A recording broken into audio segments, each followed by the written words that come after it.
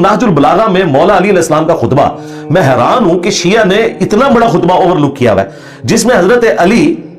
अपने बेटे को कहते हैं कि तुम उसकी औलाद हो जिसने अनकरीब मर के मट्टी हो जाना है, तुम उसकी औलाद हो जिसने अनकरीब मर के मट्टी हो जाना है, तुम उसकी औलाद हो जिसने अनकरीब मर के मट्टी हो जाना है। ये मौला अली रदी अल्लाह तआला के ऊपर बदतरीन मिर्जा जलमी का बहतान है। नहजुल बलागा पूरी की पूरी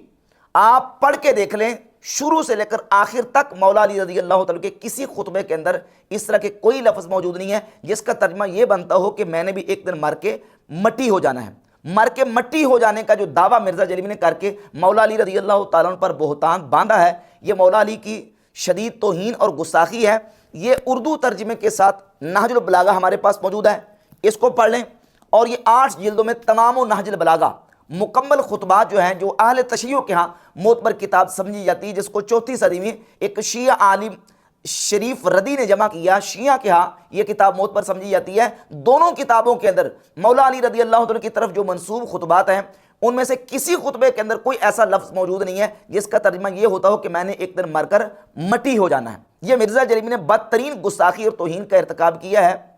और इसमें मौला अली रदी अल्लाह तआला की बेअदबी की गई है। जिस तरह के इस्माइल देलवी ने अपनी किताब, ये किताब तक़रीबुल ईमान, इसके सफ़ा नंबर 130 पर नबी पाक सल्लल्लाहु अलैहि वसल्लम की ज़ात अक़दस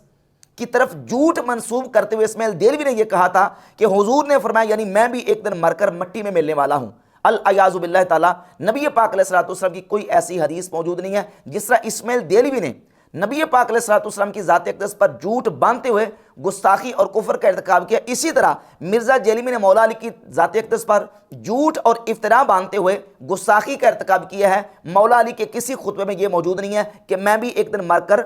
मट्टी हो जाने वाला हूँ।